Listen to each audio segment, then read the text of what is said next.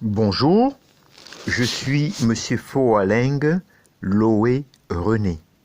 Aujourd'hui, dans le cadre du cours d'économie sur les penseurs libéraux classiques, nous allons voir Ayn Rand, de son vrai nom Alisa Zinovievna Rosenbaum, est une philosophe, scénariste et romancière américaine d'origine russe, juive athée, née le 2 février 1905 à Saint-Pétersbourg et morte le 6 mars 1982 à New York. Ayn Rand défend le capitalisme sur les bases morales.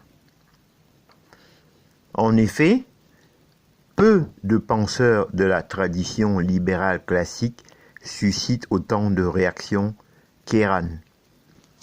Qu'on l'aime ou la déteste, la romancière américaine née en Russie polarise comme nulle autre.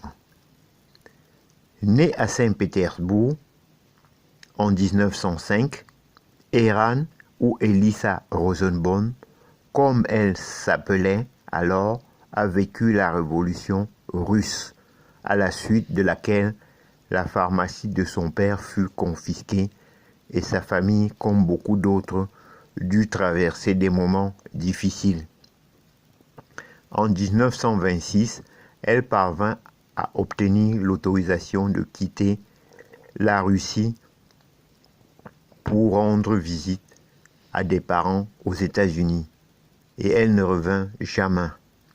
Son expérience personnelle de la vie sous le régime communiste répressif lui inspira son premier roman, We the Living, publié en 1936 alors que de nombreux intellectuels chantaient les louanges de la noble expérience soviétique.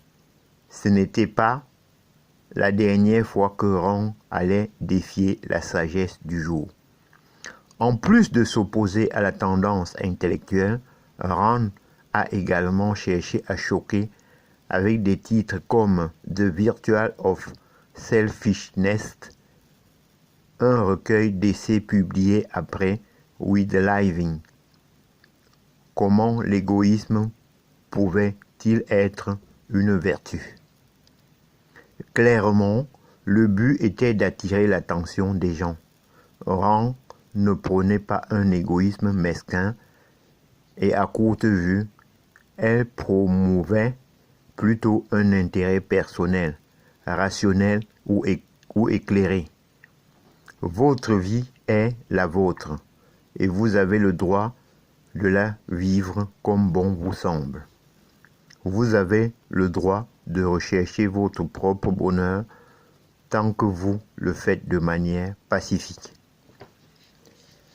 Passons maintenant à l'intérêt personnel, une vertu.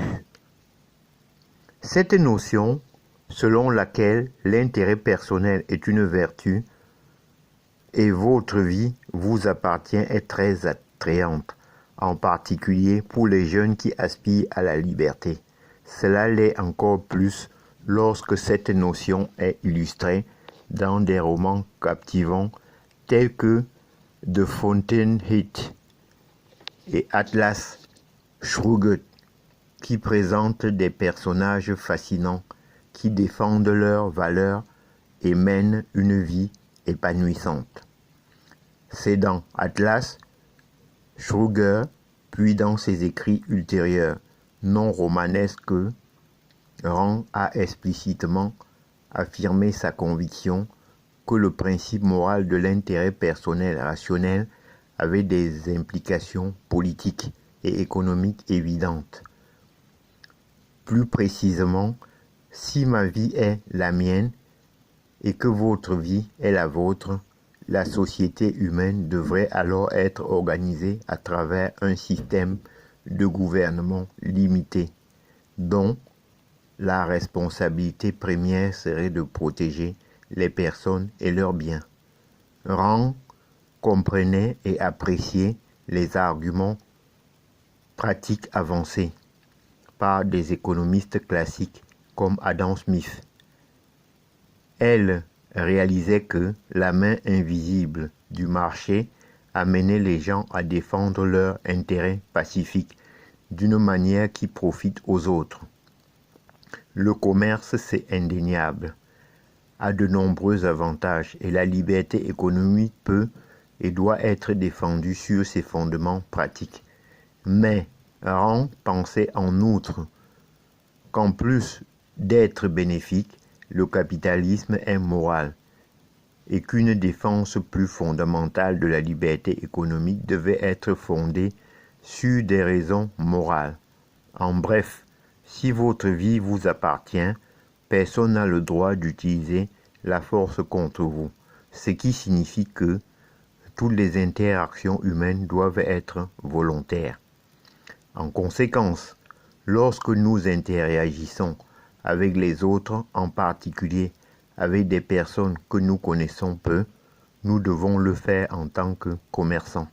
Nous ne devons pas nous poser comme des maîtres ou des esclaves, mais comme des égaux indépendants qui agissent les uns avec les autres, par le moyen d'échanges libres, volontaires, non forcés et sans contrainte, échanges qui profitent aux deux parties selon leur propre jugement indépendant. Dans un marché libre, souligne-t-elle, la richesse ne peut être obtenue que par une sorte de processus démocratique, au cours duquel les consommateurs de biens et de services votent avec leurs dollars. Et lorsque les gens votent avec leurs dollars, ils ne votent que sur des sujets pour lesquels ils ont les compétences nécessaires pour juger, leurs propres préférences, intérêts et besoins. Comme elle l'écrivait dans un marché libre, personne n'a le pouvoir de décider pour autrui ou de substituer son jugement au leur. Personne n'a le pouvoir de se désigner lui-même, la voix du public, et de laisser ensuite le public sans voix et sans droit. Rand était régulièrement accusé d'être pro-entreprise, mais s'il est certes vrai qu'elle a célébré, sans retenue, les hommes d'affaires prolifiques qui apportent à la société, il est également vrai que bon nombre de vilaines figures dans Atlas Shrugged sont des hommes d'affaires. Mais contrairement aux entrepreneurs héroïques du roman, ces capitalistes copinages s'enrichissent en cherchant à obtenir des faveurs de politiciens malhonnêtes et en influençant les réglementations à leur avantage et au détriment de leurs concurrents nationaux et étrangers. Si elle était en vie aujourd'hui, Rand s'opposerait aux droits de douane et aux quotas qui continuent de limiter le libre-échange au nom du protectionnisme, visant à favoriser certaines industries, ainsi qu'aux subventions et autres privilèges accordés à des intérêts particuliers qui ont l'écoute des gouvernements. Dans un marché véritable libre, le gouvernement serait impuissant à distribuer de telles faveurs, et le seul moyen de devenir riche serait de servir ses semblables, hommes et femmes. Pour utiliser la terminologie Rand, il y aurait une séparation de l'État et de l'économie, et les conseils d'administration, tout comme la législature, s'en trouveraient améliorés. J'en ai terminé et je vous en remercie.